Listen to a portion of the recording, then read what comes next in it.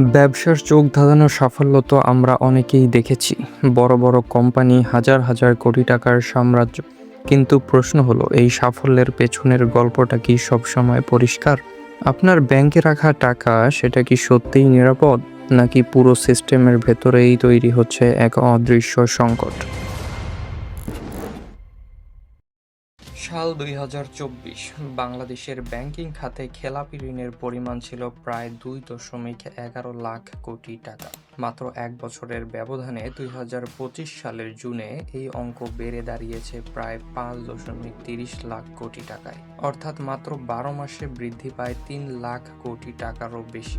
বিভিন্ন অর্থনৈতিক বিশ্লেষণ অনুযায়ী মোট ঋণের একটি বড় অংশ, প্রায় ২৭%, এখন উচ্চ ঝুঁকির মধ্যে রয়েছে। বিভিন্ন রিপোর্ট অনুযায়ী দেশের কিছু বড় শিল্প গোষ্ঠীর ঋণ ব্যবস্থাপনা নিয়ে প্রশ্ন উঠেছে। সংসদে উত্থাপিত তথ্য অনুযায়ী শীর্ষ ২০টি ঋণখেলাপি প্রতিষ্ঠানের তালিকায় এসালম গ্রুপের সঙ্গে সংশ্লিষ্ট ৯টি প্রতিষ্ঠানের নাম অন্তর্ভুক্ত আছে।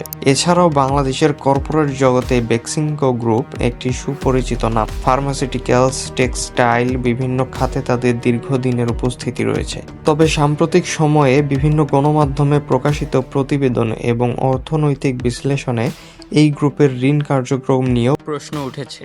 এই পুরো পরিস্থিতির সবচেয়ে বড় প্রভাব পড়ে সাধারণ আমানতকারীদের উপর, যারা বিশ্বাস করে তাদের টাকা নিরাপদ। দুর্দশাগ্রস্ত আর্থিক প্রতিষ্ঠানে টাকা রেখে চরম বিপাকে আমানতকারীরা। কল্পনা করুন, আপনার নিজের কষ্টের টাকা ব্যাংকে রেখেছেন, কিন্তু প্রয়োজনের সময় সেটাই তুলতে পারছেন না।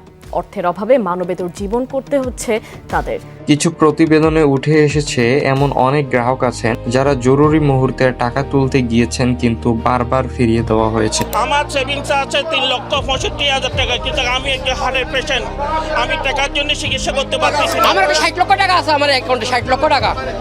১৩ তারিখে আমার মেয়ের বিয়ে, আমি মেয়ে বিয়ে দিতে পারতেছি না এক টাকার জন্য। ৫০ বার আছে, ৫০ বার আমি এখানে। কারো ব্যবসা থেমে গিয়েছে, কারো চিকিৎসার জন্য প্রয়োজনীয় টাকা থাকা সত্ত্বেও সময় মতো তা হাতে না পেয়ে পরিবারকে কঠিন পরিস্থিতির সম্মুখীন হতে হয়েছে। যখন ব্যাংকের হাতে টাকা কমে যায়, তখন তারা নতুন ঋণ দিতে চায় না। ফলে যারা সত্যি ব্যবসা করতে চায় তারাও টাকা পায় না। এখন প্রশ্ন হলো, এই সংকট কি কাটিয়ে ওঠা সম্ভব, নাকি এর প্রভাব আরো গভীর হবে?